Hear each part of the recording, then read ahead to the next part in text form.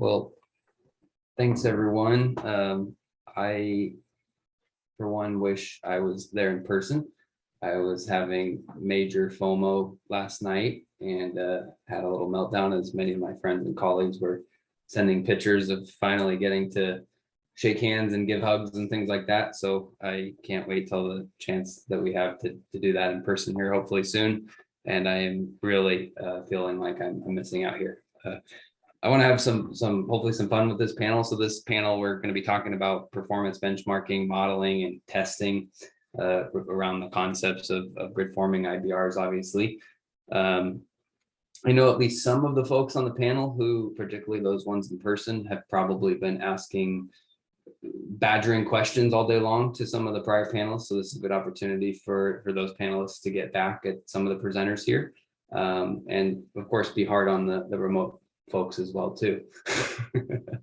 I was in a prior discussion earlier, actually on an unrelated topic.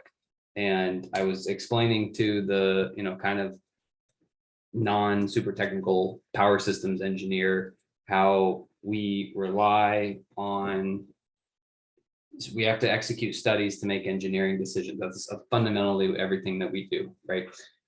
To run reliable, accurate engineering studies, we need models, and those models need to be a reasonable reflection of the assets that are being put out there, right? Well, to have a reasonable understanding or to have a reasonable model, I need to have a suitable understanding of what that piece of equipment does, right? And a reasonable assurance that what the piece of equipment does and what the model does are matching each other. And so it's sort of this understand, model, study, make a decision approach that applies in the planning horizon. It applies in the interconnection process. It applies in the operations horizon. It applies just about anywhere. So we have a really good lineup of speakers that are going to talk from different perspectives. And then I want to leave plenty of time for Q&A. I think that'll be the best part. I'm assuming that's probably why the last session ran a little bit long. So we got four really good speakers. I think everyone's going to share their screen, and then we'll jump into Q&A. I guess as a teaser before we get started, these topics are growing in importance, I think. I'm trying to think a little bit larger and maybe try to make a stir a little bit more than I usually do. I think to set that backdrop, many folks have probably heard, but we had a very large inverter-based resource disturbance in Texas this past weekend, with many plants involved, many new plants that were just recently interconnected, doing things we don't want them to be doing, and a lot of the repeat offenders. That in combination with a fairly significant loss of synchronous generation brought us really close to the largest single contingency threshold that we plan the system for, right? So not to cause an unnecessary stir, but that's a near miss event, right? And these events seem to be getting more frequent. We've published all kinds of reports. We've had 3 disturbances in California so far, one involving a battery energy storage facility.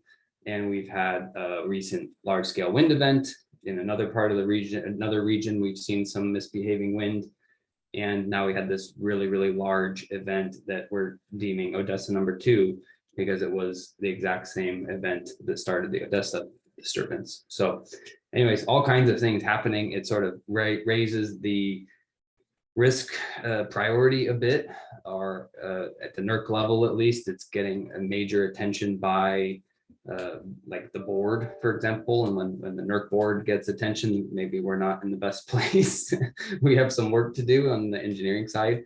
And this topic is, I think, critically important moving forward to get right, because we have to be able to make good engineering decisions when we move towards grid forming inverters. So with that, let's jump in. The first presenter we have is James Guest, senior engineer working in AEMO's operational analysis and engineering team. During his time at AEMO, he has worked in grid and SCADA modeling, operations planning, national planning, and congestion modeling. James has experience in power system modeling and real-time analysis applications and systems. He has an interest in automation and has developed several decision-making tools currently in use across the organization. And it is the crack of dawn there. So thank you, James, for getting up early and being here.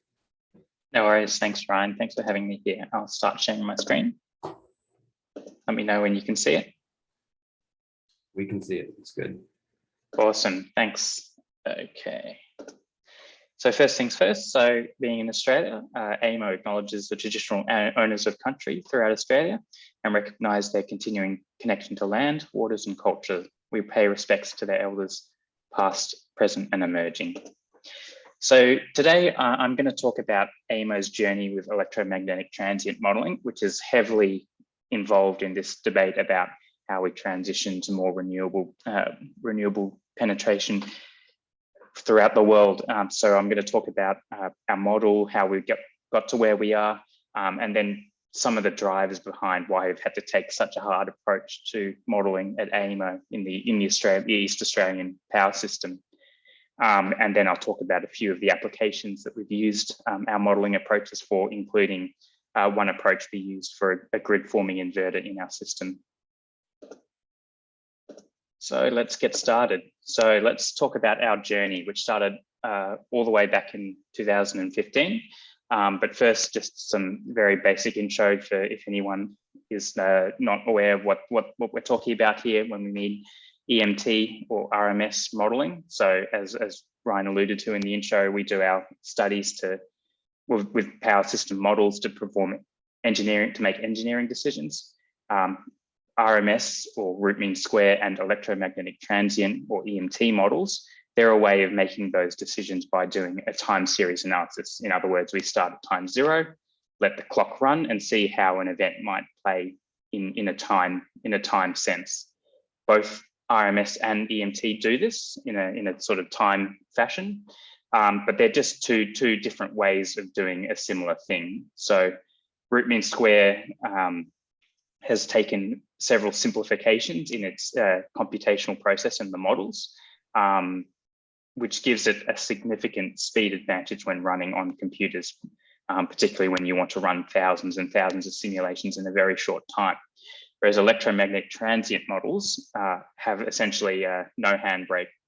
They're as detailed as you can make them. And where this is important is when we're starting to look at certain power electronic devices, particularly all of these solar farms, wind farms, batteries, hydrogen, whatever. If it's generating DC, it needs to convert it to AC somehow. And we usually do that through a power system, power electronic converter. And when we try to model these power electronic converters, there are a couple of key critical control systems, such as in this really high frequency range that sort of operate in the 100 Hertz to a kilohertz range. You've got the fast converter current control and the phase lock loop control systems, which because of the simplifications of root mean squared, they don't get properly represented in that format. Whereas with electromagnetic transients, they run at a much smaller time set. They run up to these up to 1 to 10 kilohertz ranges. They can fully represent these control systems, which means we can model and study these control systems. And what we've found time and time again is a lot of the instabilities that we're starting to see on the network are really driven by these high frequency operating control systems. Hence why we need to use electromagnetic transient models for more and more uses. So as I said, our journey started back in 2015, where we were doing some studies around Basslink, a commutation failure. Basslink is the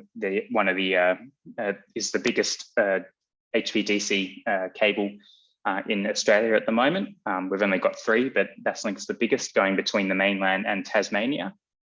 So we were doing some studies around the commutation failure, and being heavily power electronics driven, we needed to use PSCAD or EMT models for that. Then, of course, towards the end of 2016, we had the fatal blackout in South Australia. And because a lot of what happened during that blackout was driven by the large, insane number of wind farms that are in South Australia, we had no choice but to go to EMT to do a root cause analysis of that event. And that involved developing, essentially modeled the entire South Australian system. It's massive power system for EMT standards. EMT typically being used just for very tiny areas of the grid to look at things like switching studies or lightning transients. Now having to do an EMT model of the entire South Australian grid to study this blackout was just a massive undertaking at the time. But we just went on from there. So later on after that, we declared there was a system strength gap due to the low number of synchronous units in South Australia. And we confirmed that gap using the South Australian model that we developed for that blackout. Following that, we did studies with our large South Australian model to determine what was the minimum number of synchronous generator combinations in SA, which would allow the SA system to remain secure with the large number of wind farms and now solar farms as well in South Australia. From there, we went on in 2017, 18, 19 in doing the same thing, but for all the other mainland regions on the east coast of Australia. So in Australia, we've got the west coast and the east coast, which aren't electrically connected. And the east coast is the largest electricity grid in Australia. And that's the one that we spent most of our time looking at. We have a separate team that looks at the Western Australia system. So we followed on and developed EMT models of Queensland and New South Wales, and then shortly followed by Victoria, because Victoria was another area we're seeing we're having issues with these controller interactions, particularly in the northwest area of Victoria, which was notoriously weak and far away from any synchronous generators, and had a lot of solar farms and wind farms being interconnected there. So we use that EMT model of Victoria to do some retuning of the IBRs in that area to reduce the control system oscillations and remove the constraints that we had to apply on those plants. So that was a big achievement for AEMO at the time. Following that, we then took all of our individual region cases and decided to try stitching them up and give us a full interconnected PSCAD model of the entire mainland East Coast Australia system, which, as far as we're aware, was the biggest EMT model ever developed at the time. It's so big that we had to run it on 3 different computers to run, just because of the sheer size of it. And it took about 4 to 8 hours to run just a 30-second simulation. And from there, we've just been tweaking and improving the model since then, trying to optimize it as much as we can. Including migrating it to the latest version of PSCAD 5, where our current case now is with over 135 IBR models, and it can now run on a single high-performance computer. And throughout this entire journey, we've had really extensive discussion and collaboration with the OEMs, generators, participants, government organisations, rule makers, and a huge number of stakeholders within and outside of AEMO just to get to where we are. So it's been a massive undertaking. So a snapshot of where we are right now. So as far as we're aware, and I'm happy to be corrected if not, but as far as we're aware, this is the largest EMT model ever developed in terms of just the number of inverter-based resources that have been connected. We've got about 150 cases running all in parallel at the same time. Most of them running close to 20 on the order of 20 to 50 microseconds, but some cases even going down to the 1 and 2 microsecond range. So we're modeling all of the mainland NEM, including the Basslink interconnected to Tasmania, because Tasmania is separated only by that direct current high voltage transmission line. We don't model the main area of Tasmania with just the Basslink interconnector. So throughout that, we've got 135, and that's increased from 135 in the last few months. Highly detailed inverter-based resource models. So these are site-specific models. They're not generic models. Every single one of them is site-specific, and the vast majority of them are fully switched models. So they're modeled down to the individual inverters. The power electronic switches. So they're highly detailed and site-specific. With our current optimizations and our current hardware architecture, we can run a case of 30-second simulation in under 2 hours. We're down to about 1 hour and 15 minutes now is our record. So it's what we've managed to achieve in the last few years is we certainly are pretty proud of what we've done. But we've still got a long way to go, of course, because 2 hours is still a long time. So how do we develop the model? How do we get to this point? So this is our model development process that we've come up with to develop our wide area PSCAD model of the mainland Australian power system. So the first step is that we test our generator models in a single machine infinite bus system using our dynamic model acceptance test, which is essentially a document, a set of guidelines for tests that need to be run on the model, just to check that the model functions properly and it's doing what we expect.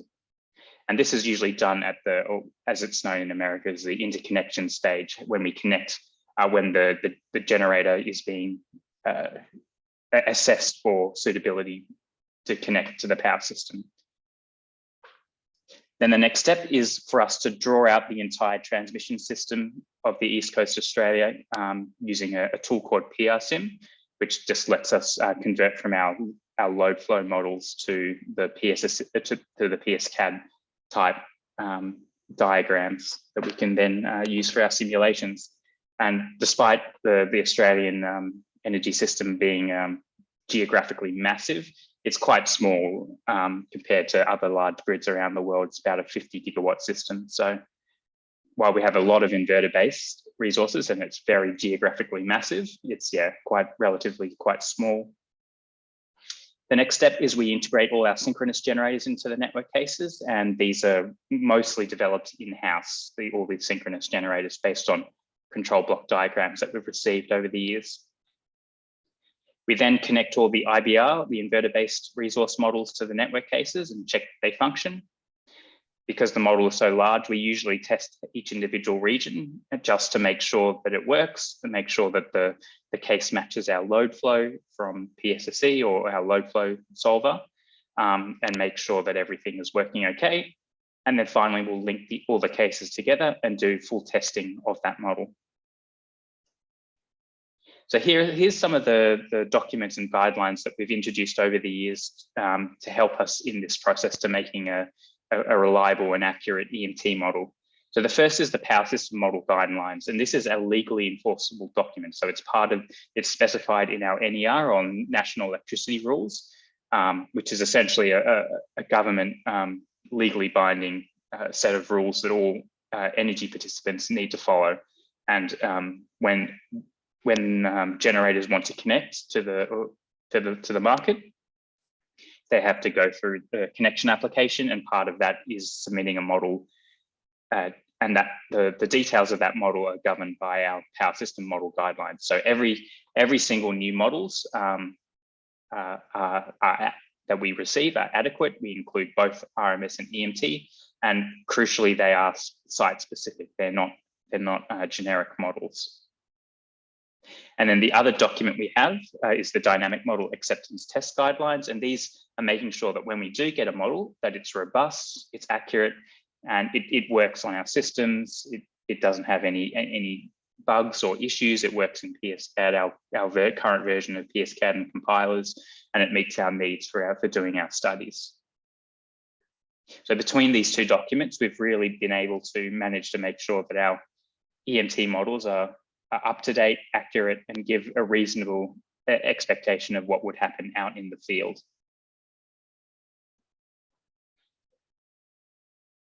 After all of that, we also do model validation of all our plant, and this is particularly true for our synchronous generator models, which we've developed ourselves, usually in-house. So what we'll typically do is we get high-speed fault recorder data from big system events or network testing, if we do decide to do any network testing, to validate against the model. So when we test an individual plant or machine, we'll just do a standard sort of playback setup where we inject the voltage and frequency, or the voltage and phase angle, into the system and compare the response of the model versus the response of the actual machine. And then we require the outputs and the dynamic response to match up closely to what happened in real life. And the other type of test that we can do is to validate our entire power system model. And what we do is we essentially replicate a disturbance in PSCAD. We would tune our load flow to make it represent what happened immediately prior to the fault. So all the dispatch conditions of the generators, reactive plant, all of that, the load as well.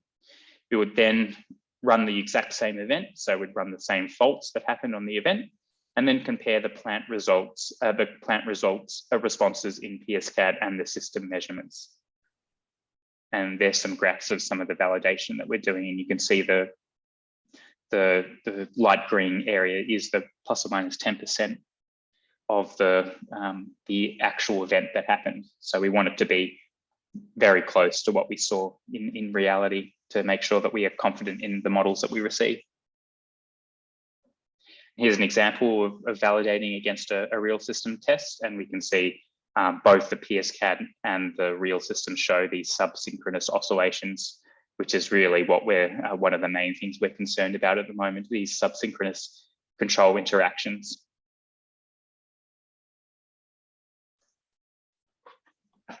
All right, so now we've got this massive power system model. What do we do with it? So we've got a huge number of applications that we use it. This model is used all over the business for various needs in operations. So that's where I work at the moment. So first thing, we look at the operating envelope. So what regions of system security we can operate, particularly in inverter-based resource-rich areas. We sort of investigate these subsynchronous oscillations that we find around the network. And we propose any remedial measures that might fix and alleviate the oscillations. And of course, we can then implement those into our model to prove that this would alleviate the issue. And we also provide a support function to the control room, the AEMO control rooms, which manage the entire East Coast electricity market during emergency conditions. And we have lots of emergency conditions that are impacted by things like inverter-based resources. One example is when SA is operating as an island, it's disconnected from the rest of the mainland. It's a particularly weak system when it's in an island. So we do need to run extensive PSCAD studies in those situations. Or when we have big load shedding events, such as what happened in Queensland a few years back. We have the connections team within AEMO, which do the assessment on incoming generators and systems. So looking at, for each generator that comes in, doing a system strength impact interconnection assessment. So making sure that any new generator doesn't have any system strength issues at their point of connection. And then they'll also investigate any remedial measures that might be needed to fix any potential problems with the plant at that point in time before it gets connected. Thirdly, we have the planning teams at AEMO, and they're looking at the forward-looking system strength requirements at AEMO. So 1 year, 2 years, 5 years, 10 years. We've got different ranges, and we use different tools and methodologies to analyze that. But they'll also look at things like remediation measures, such as sizing synchronous condensers to alleviate system strength issues, looking at control tuning, the role of grid forming inverters, how they'll play into maintaining system security, and so on and so forth. And planning will also look at things like inertia requirements, which is another thing that we can use our PSCAD model for. And then we've got a lot of other areas that we use PSCAD and our wide area models for, the biggest one being special protection schemes, designing special protection schemes. And we also have, we do extensive studies for system restart services using PSCAD. So here's a map of the East Coast power system, and this is looking at the forward-looking system strength on the system. So green being high system strength and red being low system strength. So you can see as we've gone forward a couple of years, the system strength in Australia is really starting to deteriorate. We have these lots of parts of South Australia, especially where all of these wind farms are, this northwestern part of Victoria and the western part of New South Wales. And then, of course, the far north of Queensland, where there's virtually no synchronous generators. So system strength is becoming a massive issue for us on the East Coast of Australia, just because of the massive distances we have and the really the declining number of synchronous generators. So this is something that's always on our mind when we're doing our studies. James, if we're running out of time, if you can wrap up, that'd be great. Yeah, sure thing. I'll just skip over this and I'll go to the use case for the grid forming model. So this is an example of what we used our PSCAD model for validating a grid forming model. So we have the Hornsdale battery in South Australia, and we've been testing it running in grid forming mode. They want to connect as what they're calling a virtual synchronous machine mode, or VMM. And basically the idea is during steady state, its response dominated by the current source component, or how it would typically operate at the moment as a grid following inverter. But during a disturbance, it enables the virtual synchronous machine mode and is able to provide a response proportional to the rate of change of frequency.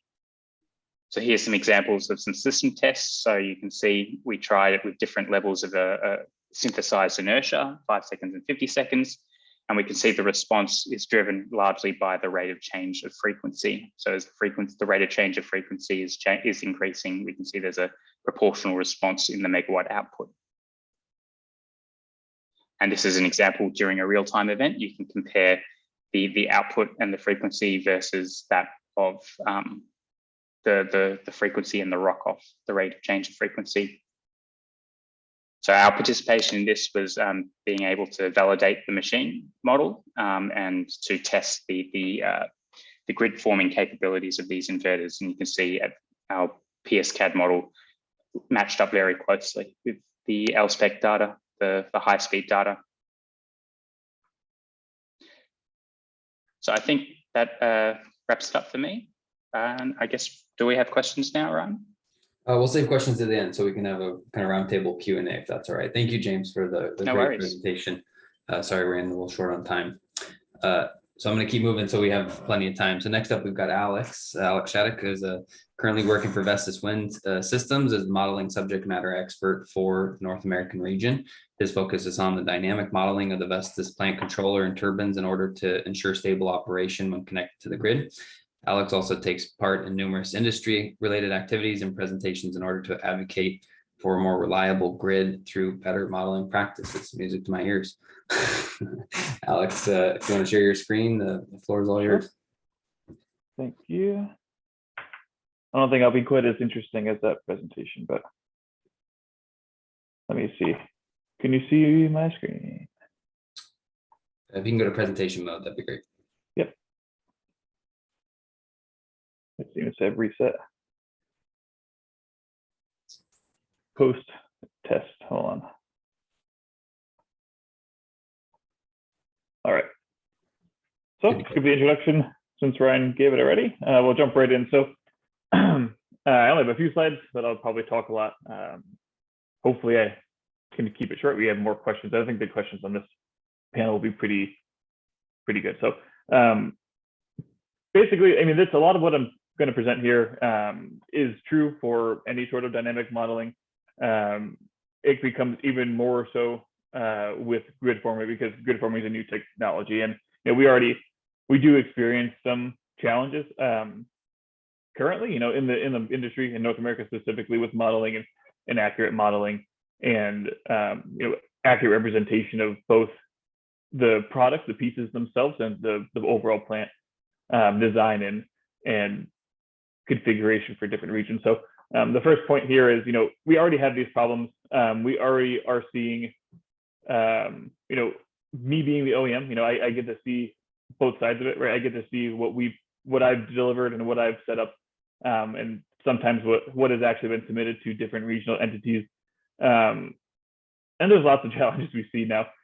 You know, there are, you know, they're not just generic or user written problems, they're kind of both the same. So, you know, a perfectly parameterized, or no, a wrongly parameterized web generic model and a wrongly parameterized user written model are, you know, just as wrong as each other. So, you know, what we really need to do is make sure that, you know, what is being designed as new technologies, how the technologies are being implemented for projects and in specific design cases and things like that. We need to make sure that all of those things are modeled accurately. And really, if what we can do with modeling accurately and adding in things like grid forming or weak grid or SSR mitigations and things like that, is we can actually fully utilize the grid as it is in North America. So, you know, what we do see, or what I see a lot of times is, you know, we're an OEM, right? We develop new features. We are probably monthly coming up with new technologies and looking forward and trying to, you know, make our controllers smarter and help the grid and things like that. But, you know, the majority of the installed functions in North America, this is my opinion, but the majority of the installed functions are pretty simple, right? Most of the time, we're just using a voltage slope mode. Most of the time, we're just using a frequency droop mode. So just a straight curve linear frequency droop mode. We're not really utilizing a bunch of the new features or existing features, or really just 80% of the controller for most interconnections until something bad happens. But how do we make sure something bad happens first and we can solve it beforehand? It's basically to make sure that when we're doing modeling for things like grid forming, for things like weak grid or SSR or other grid response, we could do SPSs with our controller and things like that. We need to make sure that these things are modeled accurately, because then we can really utilize and make it efficient. Because I've seen cases where I've worked on special cases where, say, there's a plant in a weak grid area, or there's a security constraint, or sorry, a transmission or stability constraint, transmission constraint, like a transfer limit.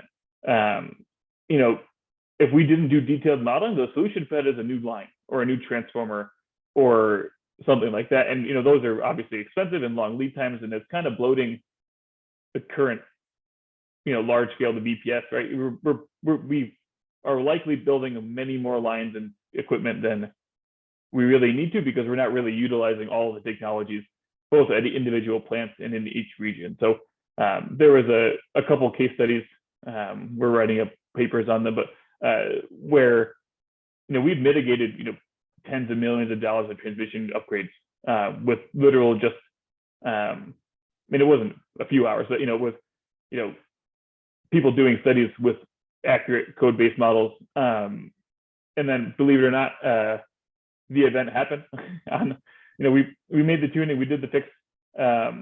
It was really kind of like it was one of those planning criteria where this will never happen, but we'll design for it anyway because this is the criteria. And then we did it and we implemented it and it happened, and we got the high frequency meter data back, and they matched. So we were able to mitigate the stability constraint issue with just the controller. And we also got confirmation that when the event actually happened, it worked as planned. And on the additional transmission constraint or the transmission upgrade was not needed, just because of the tuning and testing that was done in the simulation world with an accurate model. So it's a really long way of saying that if we actually have good knowledge base for modeling, good knowledge base for the product, and then matching those two things up, we might be able to really cut down on erroneous transmission building, which I think would result in fewer rates for the ratepayers and all that kind of thing. So we really kind of lean up and make the BPS more efficient with proper modeling, and grid forming is going to come a long way, or it will probably help that. But what we do see here in the second bullet is that grid forming is coming, but other specialized technology. So say it's a wind farm with 2 OEMs, or a wind farm with a DVAR or a BESS or something like that. Those are happening pretty much every single site. So probably 80% of the new sites that I'm working at are mixed OEMs or have a BESS or a DVAR or detailed cap switching or things like that. As we're interconnecting more, we have weaker grids that we're interconnecting into. Certain areas in the US have pretty substantial SSR issues. And then detailed ABR and primary frequency responses are being utilized much more frequently, both in the US and in North America as a whole. The problem with that in the modeling world is that because of intellectual property and because of just different companies coming up with different solutions, Vestas' weak grid solution, or Vestas' SSR solution, is likely not anything close to, say, one of the other major OEMs solutions. So what that means is that if you want to accurately model these specific things for these specific problems, you really need to make sure that you're using the correct model, and that those models are validated by the OEM. So basically what we do, I guess I don't get ahead of myself, but we really need the detailed modeling, and it has to be based on something that actually is representative. Because say if I'm doing an SSR study, and I fix the SSR study in the simulation world, right? The simulation case. How do I make sure that actually gets put into the grid? And then how do I know that the grid that was studied is accurate, right? We really need to go back or go back and continue forward with validating both everything that is connected, because I can do all the work I want in the study world. If I'm using bad inputs, then none of that makes its way back into the world. What the Vestas model does, and we might be outlier slightly here, but our user written model is a literal one-to-one representation. So the parameters are the same. The logic is as close as we can get to the real product without causing simulation issues in specific softwares. So basically what we can do is, if you send me, you editorial developer, sends me a model in a case and says, hey, I got dinged by my ISO and they said I need to, fix this behavior. But I can literally log into that plant. I can download the parameters. I can run it in the study space, fix it, and then, go the opposite direction and download those directly in. And that's a great feature to have. It might not be feasible for everybody, but honestly, if we're going to start using specialized things like grid forming, we're going to need to have modeling that can accurately represent these features. Because if we're not going to use models that accurately represent the features, we can't study them. And if we can't study them, then why do the studies, right? So really, we need to give really strong consideration to the limitations of generic models, WEC or otherwise, and honestly, the limitations of RMS and even some limitations in the EMT world. We really kind of need to adopt the mentality of use the best tool, and I put this in there for you, Ryan, in parentheses. And when best is when considering grid reliability, you need to use the best tool for each specific study. What that does mean, unfortunately, and we've got to get this in a lot of our working groups, is there might be a significant lift, both time and monetarily, to kind of increase the knowledge of the industry. Not every single utility, not every single ISO has an EMT expert. They don't always have a user written model expert.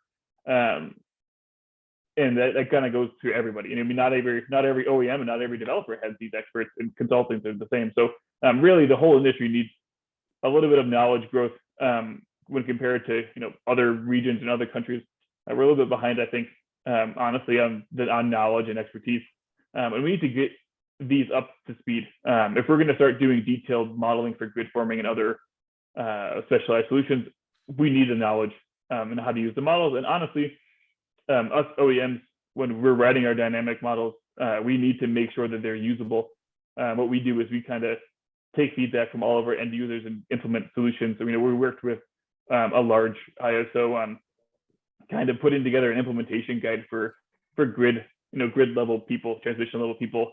And honestly, they had a couple things from their perspective that, we completely missed in our modeling, and we worked to fix that up and send back to them. And now it's, we work together and kind of have a solution moving forward. So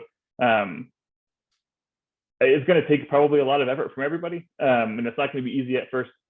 But I think once we do it, the rest should fall into place pretty nicely. So the last thing on this slide here is the grid forming, right? It's grid shaping, right? So we're going to be running these studies with the grid model, right? So every single model in that grid model, use the word too many times, they're all going to make a difference, right?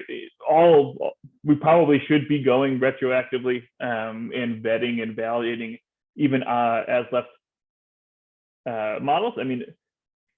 Because otherwise, we need to control the inputs. If the inputs are bad, the studies won't be great. So some places are starting to do this already.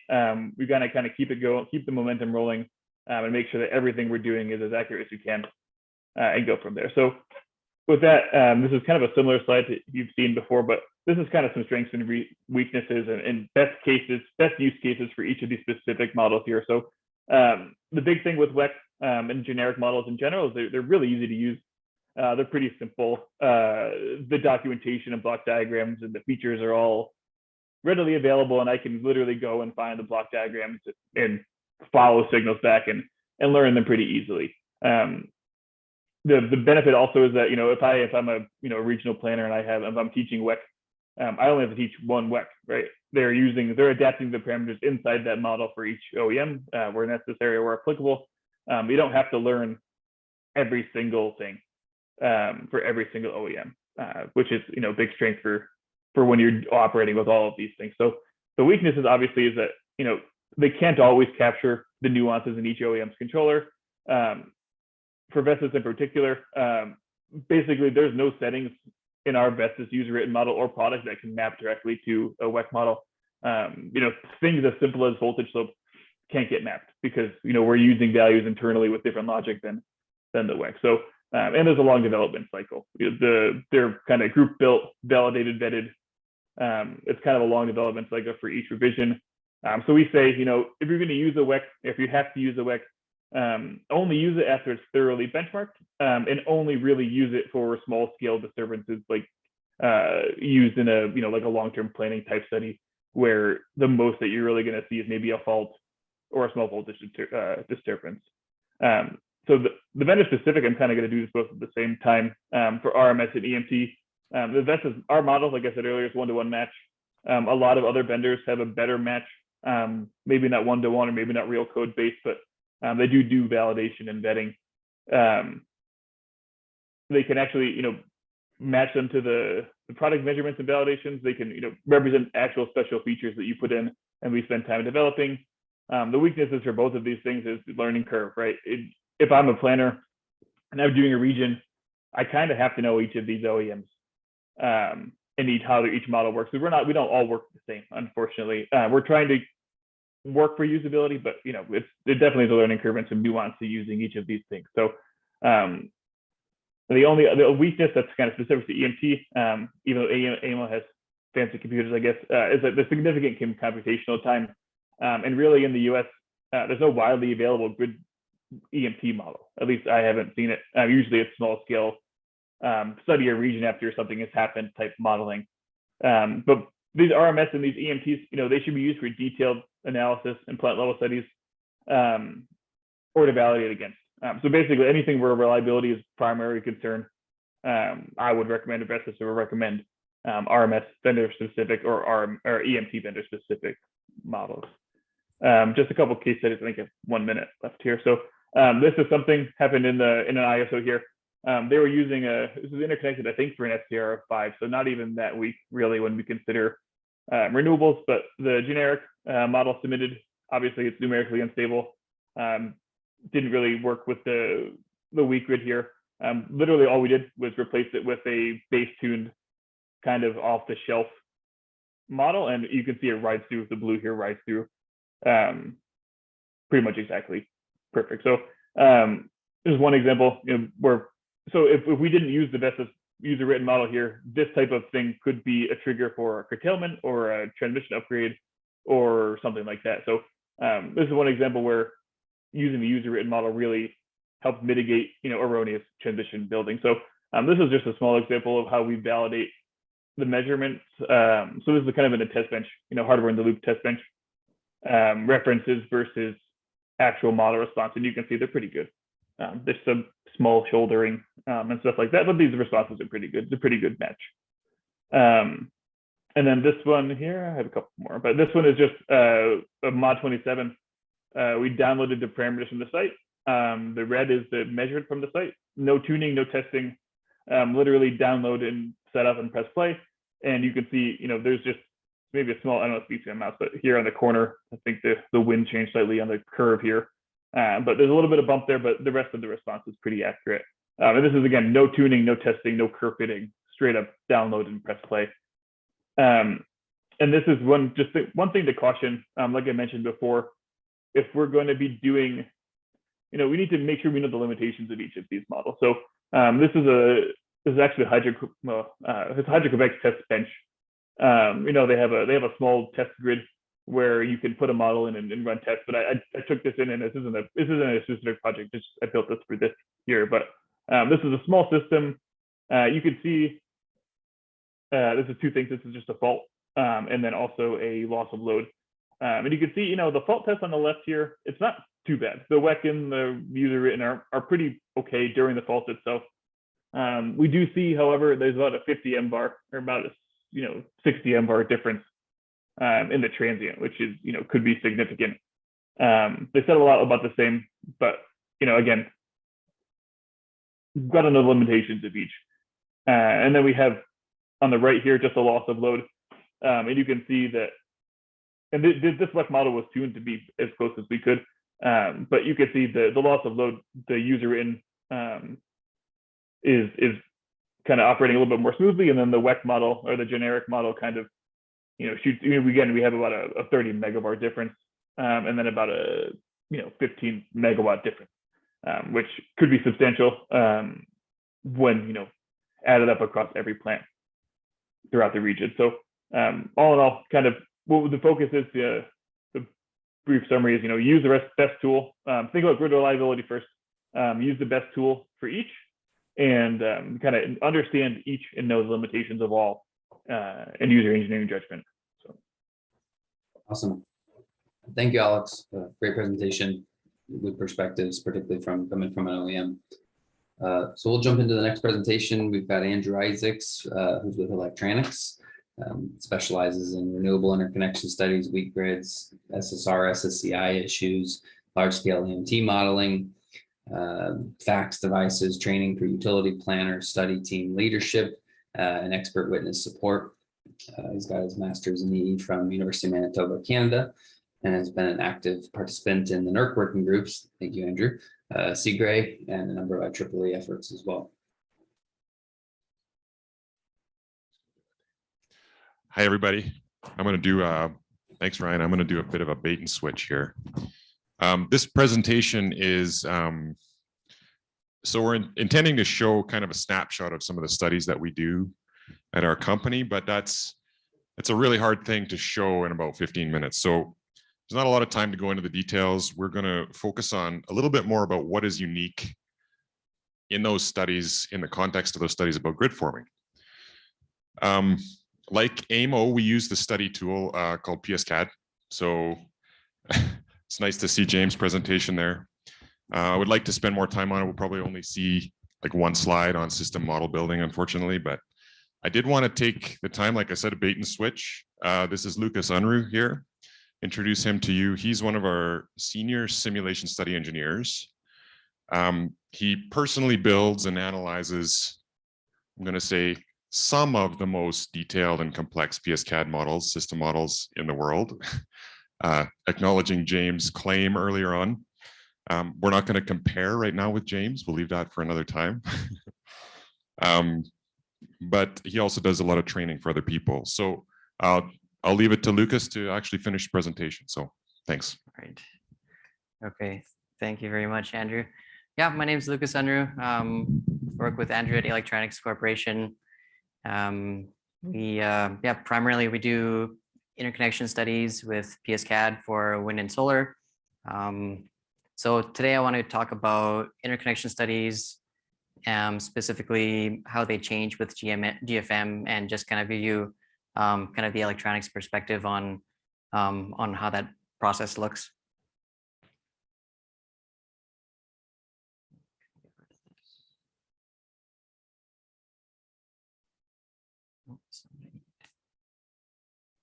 There we go. Okay. Yeah, so I'm going to be talking primarily from the kind of PSCAD perspective, but most of the points should be able, you can transfer them to RMS if you're doing studies in that domain as well. So yeah, a few of the questions we want to answer. How do interconnection studies change with grid forming inverters? On that point, if you're already following a lot of the NERC or IEEE guidance on modeling, simulation, and accuracy, potentially there may not be a whole lot of change needed.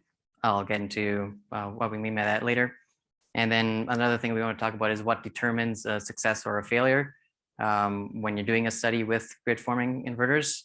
We'll talk about analysis, and I'll get some examples of that as well. So in order to answer these questions, we're going to basically review a somewhat grossly simplified version of the grid forming evaluation that you might go through after an RFP. So let's get into it. So the first thing that needs to be done if you're gonna, procure grid forming devices, as we talked about yesterday, for a while. So publish specification of tests. So for a grid forming inverter, you're going to ask for basically above and beyond what you're going to ask for a grid following inverter. So things like model usability and right through voltage and frequency control, all those kinds of things that we're already asking for from grid following. It's going to be that plus some grid forming only type tests. So these should be functional specifications so that we don't target specific types of grid forming, as we've talked about already. Specific tests that might be done would be loss of last synchronous machine, load steps. Are you able to play nice with other grid forming or grid following devices? Things like that. And then also topology or system specific needs like FFR or overcurrent capability. And yeah, and just warning to kind of clearly define your test procedures and exactly what you mean by the terminology you're using. It avoids a lot of confusion down the road, as we found out. And just a link there to the HECO modeling requirements. So this step 2 would be to actually go ahead and evaluate the grid forming models in an isolated setting. So this would be like a SMIB type test. It might be just one grid forming inverter with a synchronous machine or multiple grid forming inverters. That can look different ways, but we want to make sure that the model meets requirements of first kind of the bar that we set for grid following model. So as I said, model accuracy, right through usability, all that sort of things. And then when we look at the grid forming functionality test, yes, we want to make sure the model can survive the sort of scenarios that we test. And we also want to kind of look a little bit for not only just whether it survives or whatever, but how does it react when you kind of stress it a little bit further? So does the overcurrent magnitude and duration seem reasonable? What happens when current limits are hit? So we've seen this kind of look a few different ways in terms of how the actual model will respond when the model is hit, when the current limits are hit, but just to make sure nothing unexpected happens at that point. Are there poorly damped oscillations in the system that are resulting from any of the grid forming tests that you're trying? And I have a couple examples of things that went wrong and things that went well that we've seen in the process of testing some of these grid forming models in isolation. So this is what I'm showing here is we had the grid forming model operating by itself with no load, and then we just switched in a synchronous machine into the system, and we saw just instability right away. Lots of oscillating between the two devices, and in this case, we found out that the grid forming inverter was basically had a fixed frequency control, so it didn't have a droop characteristic on its frequency control. So it was two voltage sources fighting each other in this scenario. So that was an example of a fail that we saw. Here's an example of a project that did quite well in the isolated testing. So this was two grid forming projects and a synchronous machine. When the test started, the grid forming projects were feeding the synchronous machine. We tripped off the synchronous machine and we looked at the voltage and frequency in the bottom two traces there, and they're stable. Nothing weird is happening there. So it was able to survive the loss of that synchronous machine in our test system. And then a few seconds later, we step in a load, and the power sharing is good between the two devices. So no concerns there.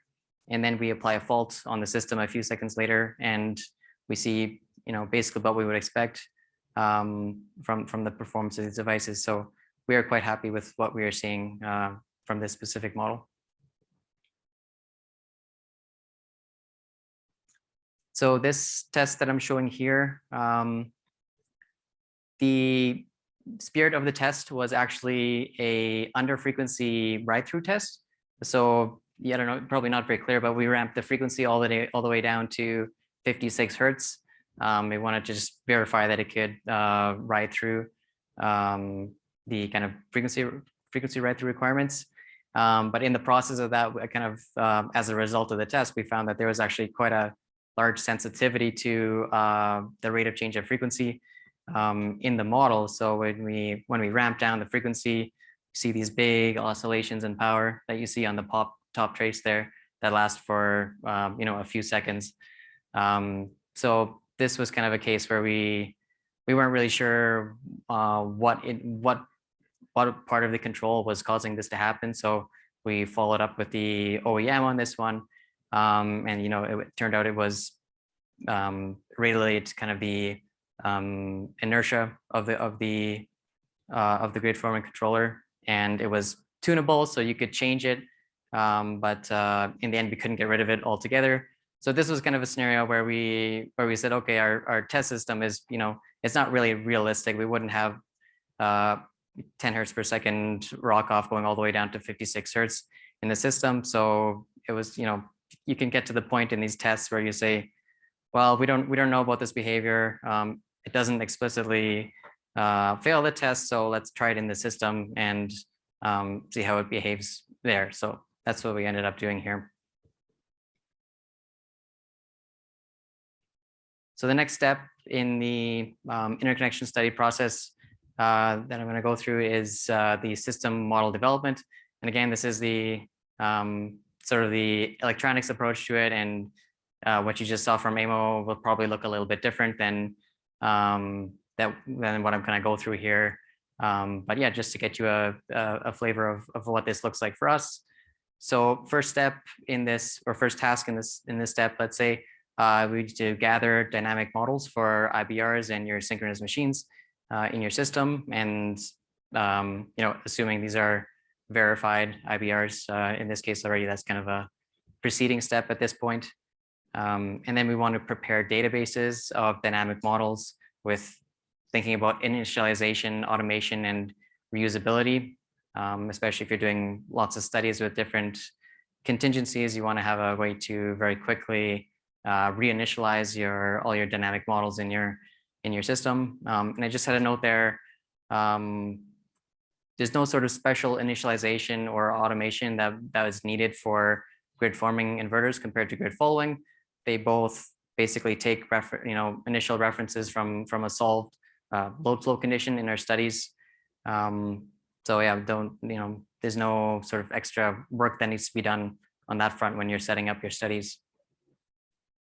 Next task is to prepare databases about fault automation, frequency dependent lines, monitoring, etc. All these kind of things that get put into your final PSCAD case.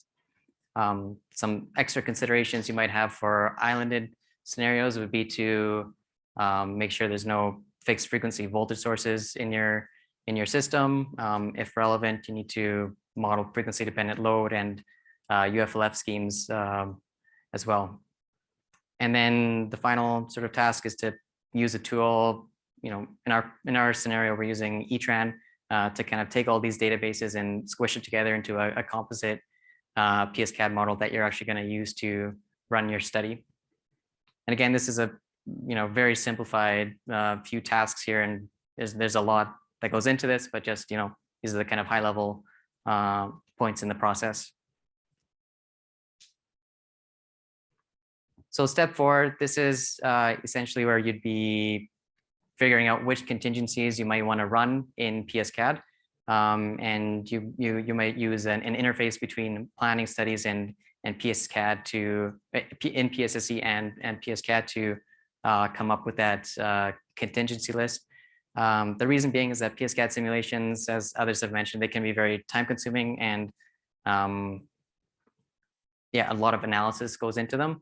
So we want to kind of limit the number of cases that we potentially have to run in PSCAD. And one way to do that is to use kind of a high volume, fast simulation program like PSSE to spit out, thousands of simulation results, and then kind of filter and sort those, and then pick just a few key contingencies and run those in PSCAD. So the figure I have here is I borrowed this from one of Lee's slides from HECO, where we kind of follow this process to get our case list for PSCAD.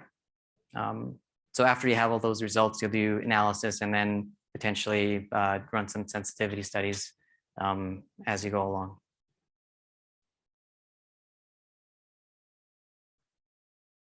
Okay, the kind of the last step in our interconnection study process would be to actually run the study. We've done all the work leading up to it, and now to run the study and actually do the analysis. So PSCAD studies, they tend to produce a lot of output files and a lot of traces. So for one of our Hawaiian studies, we might be looking at, for a single contingency, it's probably close to 100 pages of traces to look at. So it's a lot to look at. So there's an effort there to condense it into sort of system level information. But we need to kind of squish all this down into basically a table like this, where we have kind of a high level pass fail summary, dispatch contingency, is there acceptable system impact, and then listing out some specific issues or concerns that we saw in the study. So that can be a lot of work, and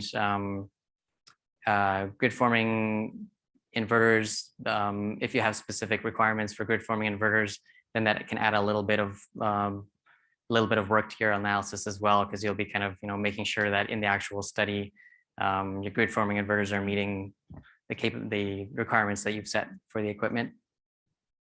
So how do we actually determine success or failure of any given contingency in the study? We'll look at things like system stability. So there might be loss of load criteria, which we look at in HECO. If there's under frequency load shedding, then that's kind of a fail for us in that condition. It's definitely not what we want. Undamped oscillations, also not what we want. Excess generation tripping. And then sort of secondary to that, we have device performance issues. Even if they don't result in a system stability issue, we want to definitely point those out and follow up as needed. So these are things like ride through issues and voltage and frequency control issues and things of that nature.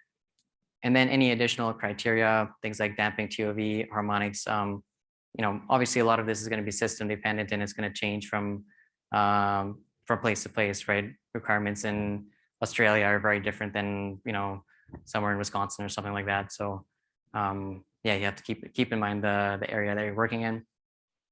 So next I'll go through a couple examples of what the analysis might look like for grid forming systems.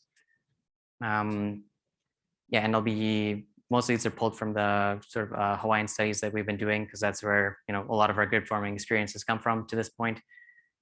So this is an example of a grid forming project that was not behaving great in this certain grid condition. So the process here is that there was a fault on the system, and the grid forming inverter went into sort of a current limiting mode because of the fault, because of the low voltage. And when it does that, it turns out that you have to kind of think about locking up some other parts of your grid forming converter so that they don't end up kind of winding up while you're in a current control mode. And in this case, the sort of trigger for exiting that current control mode was to see the voltage come up above a certain threshold after the fault. I think it was about 0.9 or so in the study, and the system voltage did not recover past that point after the fault clearing. So we had this sort of scenario where the voltage was low, and the grid forming inverter is kind of part of it is locked up. So you have basically the inverter and the frequency and the system were operating at a different frequency, and we saw this huge swing in active power, which resulted in the frequency, basically system frequency on the fourth graph down going to 57.5 hertz or something. So we saw all the UFLS trip in this sort of scenario. And this ended up having a happy story, or a happy ending. The OEM was able to just lower that threshold that sort of unlocked the grid forming capabilities again. And once they did that, then we didn't have this big slide in active power after the fault again. So that one ended up having a happy ending. Here's another example of grid forming analysis. So the traces here might look a little bit familiar to some of the cartoons that Andrew was drawing the other day. So on the top graph, we have the, so just to back up, this is a three-phase fault followed by a reclose. So the DER in the system, it was a small system. So all the DERs see this voltage reduction and they all go into a momentary cessation and then kind of ramp up their power over a short period. So we have this energy gap that needs to be served in the system. So you see the DER total power on the top graph, that's the green curve there, dipping twice. And the blue curve is the grid forming project response here. So you can see we have a very strong, nice grid forming response that's very quick and it's able to kind of meet that energy gap in the system. And the system frequency is on the bottom graph here. It only goes down to maybe 59.5 hertz or so, and then recovers back up to 60. So just a temporary reduction and then back up. So then, system frequency comes back to 60. So the grid forming power kind of settles back to pre-fault, which is kind of what we'd expect from the grid forming plant. So this is a pass or a success in terms of analysis here as well. One more example of analysis. This is in a more of a larger interconnect situation. So this was a scenario where we had kind of a weak pocket of generation and load with kind of two outlets, and we had weak system issues, and we also had sort of power transfer issues out of that pocket. And we tried putting a grid forming inverter into that pocket to sort of stabilize the weak system issues. And then we didn't really know exactly what would happen for the power transfer limit to see how it reacted, but it did fix the weak system issue. But the trace I'm showing here is the kind of power transfer limitation scenario. So you can see that we have the fault and we have the grid forming inverter here actually it does initially reduce its active power, but ultimately the system frequency is still 60 hertz. So it wants to return to its pre-fault operating condition, and then that ends up driving a voltage collapse in the system. And then a transient stability thing happens afterwards and we have some tripping. So this case, grid forming analysis or a grid forming inverter didn't solve, the sort of voltage collapse condition here. So physics still apply, of course, and we can't have grid forming solving our can't overcome physics basically. So in summary, interconnection studies process may not require substantial change if you're already following NERC or IEEE guidance on EMP studies and modeling. But just a couple areas that you'll have to kind of think about is performance requirements for grid forming batteries. These are the functional specifications that we talked about earlier. Additional testing to evaluate grid forming inverter operation in isolation, and also potentially some additional analysis to ensure that grid forming control is operating appropriately. So just one slide on future considerations. We talked about this yesterday already, but grid forming statcoms, they have potential to be alternative to synchronous condensers or to batteries, as we talked about yesterday. So anyways, that's all my slides. Thank you. Thank you, Lucas. Great presentation, and Andrew. Lots of questions, but a very good presentation. Awesome. Well, want to make sure we get to the last presentation so we can get to a little bit of questions. I know we're running a little short on time, but so next up, we've got Deepak Ramasubramanian, a technical leader at EPRI in Grid Operations and Planning Group. Deepak joined EPRI in 2017, where his work is in the area of modeling, control, and stability analysis of the bulk power system with focus and associated impacts of large-scale integration of converter interface generation with grid forming inverters and DER. He's got his PhD in electrical engineering from Arizona State. and has a very strong passion for all things grid forming. So looking forward to your presentation, Deepak. Thanks, Ryan.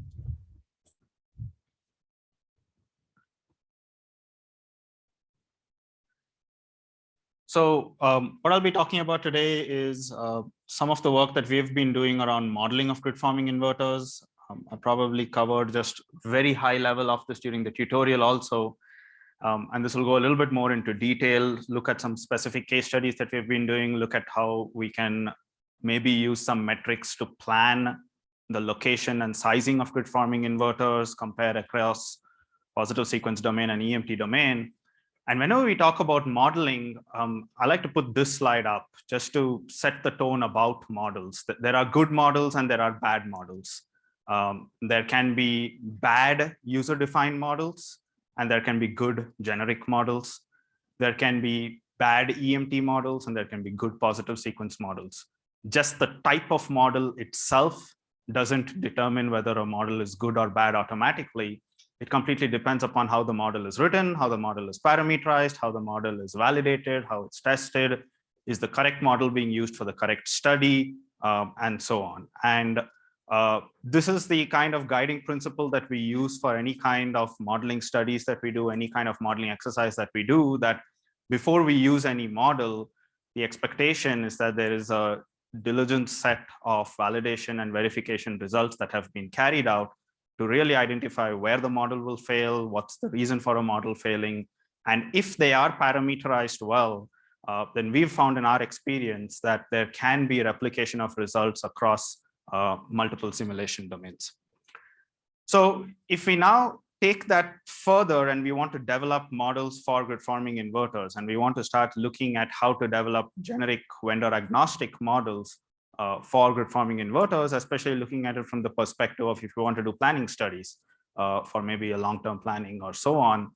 Then we spoke about this yesterday a little bit about how grid forming can fundamentally be boiled down to this concept about where grid following is you try to have priority towards active and reactive power control at the inverter level, whereas grid forming is more of a priority towards voltage and frequency control at the inverter level, with the capability to also be dispatched with active and reactive power priority.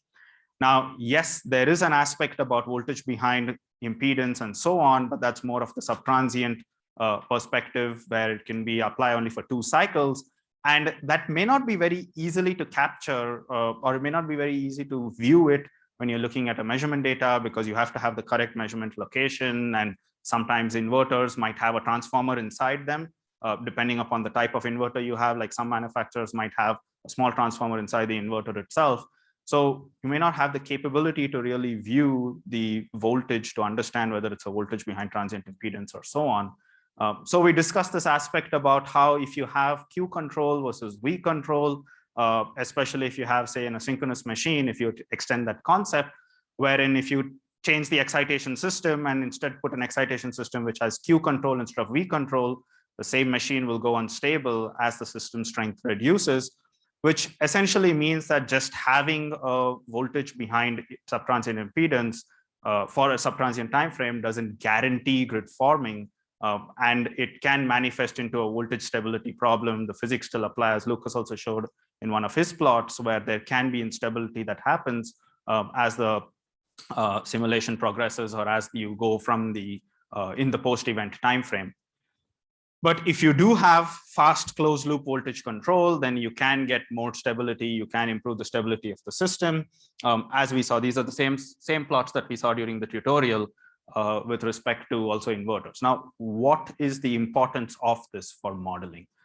Why does this concept hold a central issue when we talk about modeling, when we talk about development of models for grid forming devices? And the reason is it allows us to start deriving requirements. It allows us to start deriving specifications of how performance should be for the grid forming inverter, which we could then use to develop generic models. Because the whole aspect of developing a generic model is it should be vendor agnostic, and it should capture the trend of response across multiple vendors. It's not a specific OEM's model, but rather if you use the generic model to represent, we had 3 vendors present in the morning, right? So we had SMA, we had Hitachi, we had GE. If you use the generic model to represent the response from each of their products, that same model with appropriate parameterization should be able to capture the trend of response from each of those 3 products. And because of that, there are elements in the generic model which will not be the same as what is there in an OEM's product, but the use of the generic model is to be able to understand how the system will behave and how you can plan the entire system. So if we recognize this fact that voltage control is one of the central tenets of grid forming property, at least at the inverter level, then if we start looking at aspects of having closed loop voltage control with a response time of less than a second, then that can bring about grid forming property, and we can use that to develop a generic model. This doesn't hold only in time domain, it also holds in frequency domain.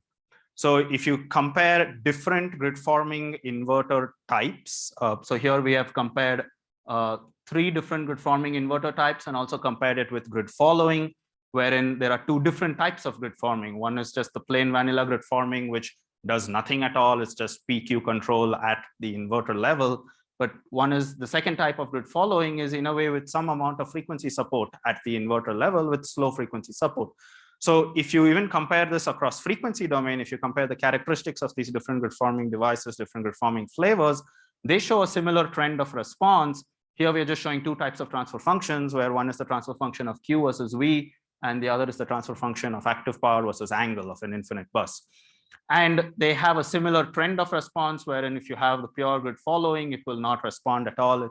It's not able to provide any kind of frequency response, any kind of change of its active power output for phase angle or frequency. With respect to the voltage, the grid following with and without frequency support is unable to provide any change in its behavior. But if you look at it from the perspective of different types of grid forming control, then they pretty much have the same kind of frequency domain response, which we can leverage to build generic models, because now this gives us a baseline around which we can construct the generic model behavior.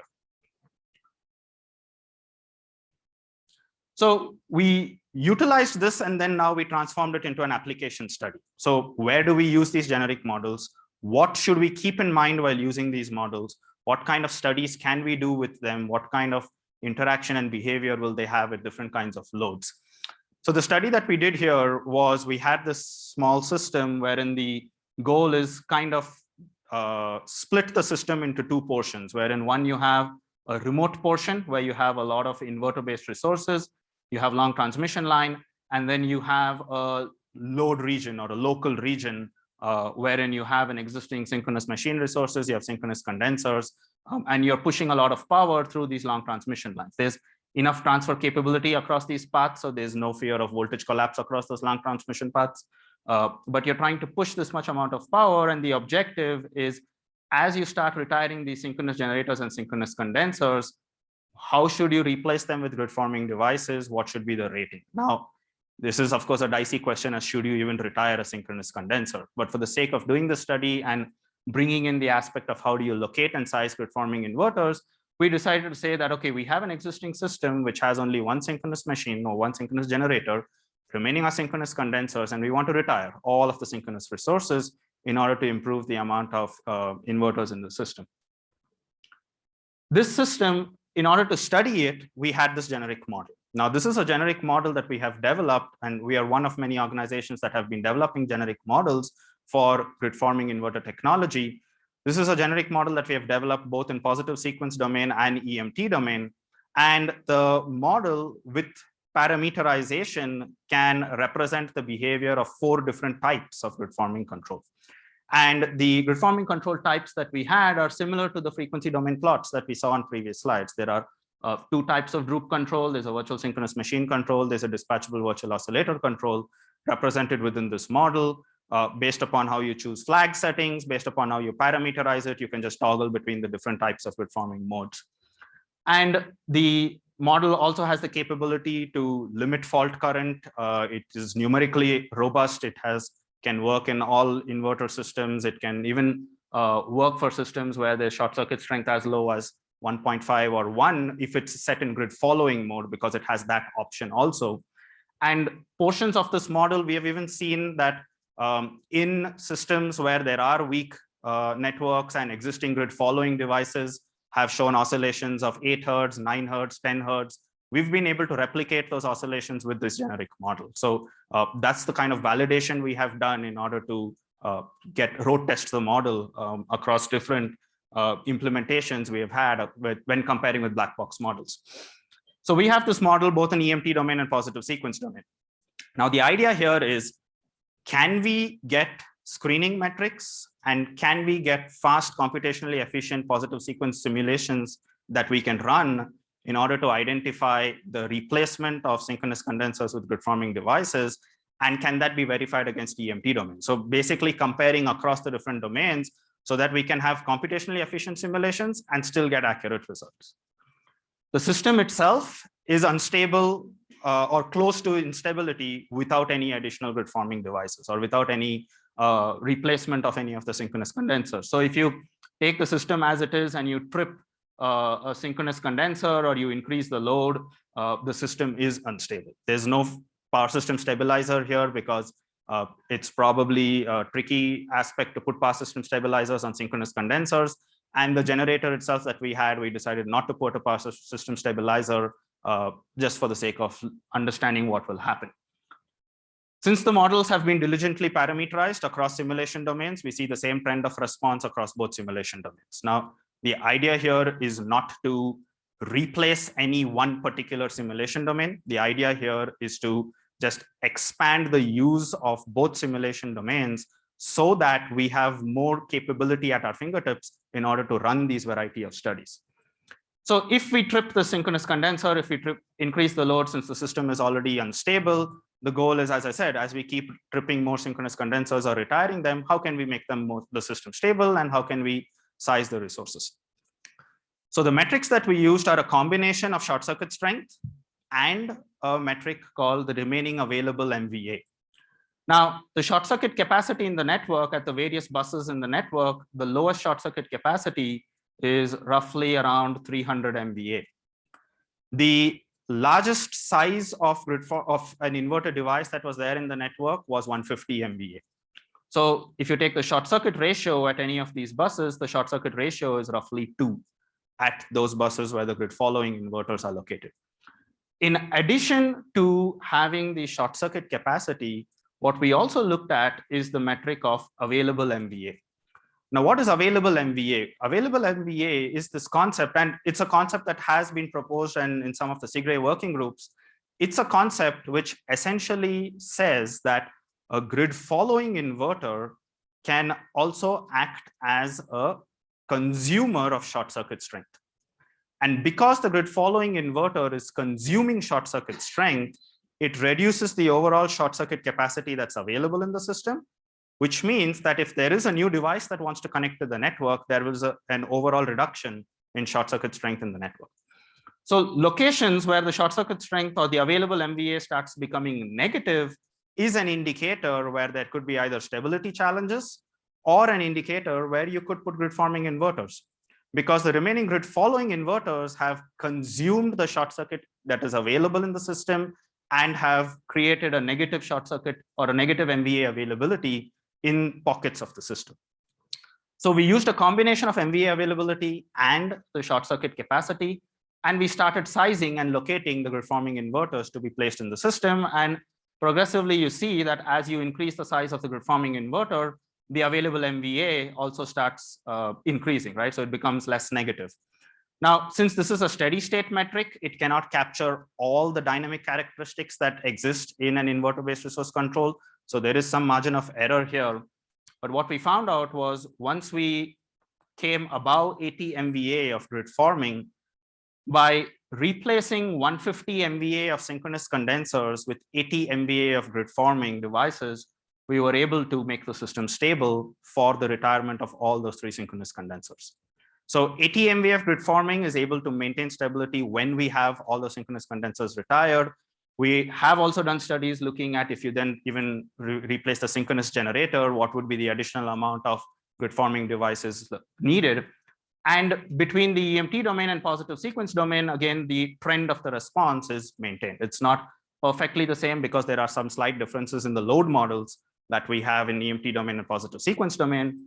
But if we run the simulation, you see that the trend of the response is maintained. This leads me to the next topic about load models. When we are looking at a system with grid-forming inverters and load, it's really important to try to understand what are the load characteristics and what impact will that load characteristic have on the performance of the grid-forming device, especially for fault right-through behavior. It doesn't have that much of an impact in the small signal sense. There is an impact, but it's not too much in the small signal sense. But when you start having fault right-through behavior, or if you have deep faults and so on, understanding what the load does and characterizing the response of the load is extremely important.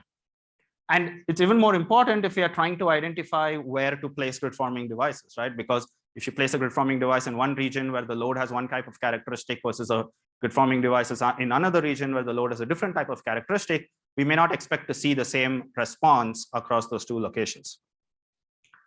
So here we transitioned a little bit into a different type of system because we were looking at this from an industrial facility perspective, where we have a large industrial facility which is connected to the external network through both a strong tie and a weak tie. And the objective here is that the industrial facility wants to replace its local captive generation with inverter-based resources, so that when the strong tie is cut out, there's a fault and the strong tie gets disconnected and it's only weakly interconnected to the rest of the system. The facility is able to maintain its productivity, it's able to run its motors, it's able to serve its needs and so on.